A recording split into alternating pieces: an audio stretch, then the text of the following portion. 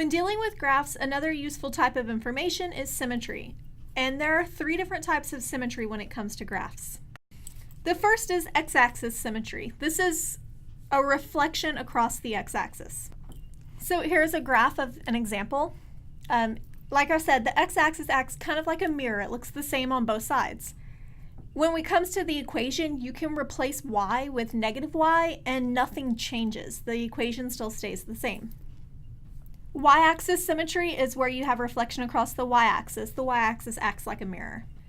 It can be thought of as replacing x with negative x algebraically, and nothing changes. If I change all the x's to negative x, the equation remains the same. The third and final is called origin symmetry. Essentially, this is like if you take your paper and turn it upside down, the graph still remains the same. So rotation of 180 degrees does not change it. Algebraically, we need to replace x with negative x and y with negative y, and nothing changes. So let's look at a few examples of these. Y equal to x squared plus 2. So I'm going to check the types of symmetry throughout the ways that we had to check them. First, or the ways I introduced them. First was the x-axis symmetry. It says if I change the y to negative y, nothing changes, but this is still very different from the equation I had before. For the y-axis symmetry, I would need to be able to replace x with negative x.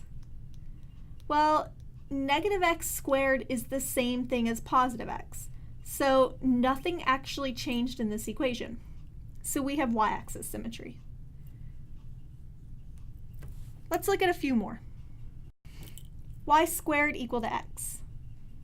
If I check for x-axis symmetry, that means replace y with negative y.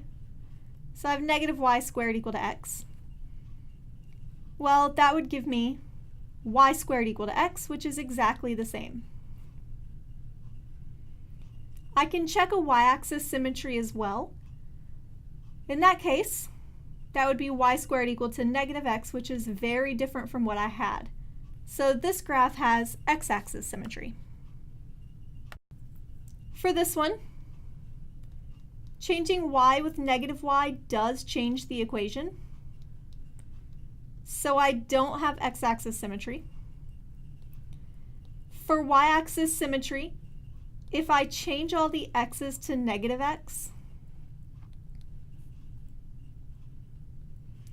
well, negative x cubed is still negative, and negative x is still negative, so things changed.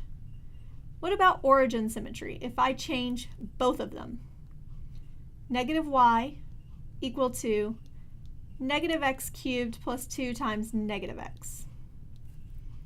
Well, that would be negative y equal to minus x cubed minus 2x. And if I multiply everything by negative 1, I would have y equal to x cubed plus 2x, which is exactly what I had originally. So this has origin symmetry. For the last one, I'll look at x squared plus y squared equal to 9. For x-axis, I'm going to change the y to negative y. And negative y squared is positive.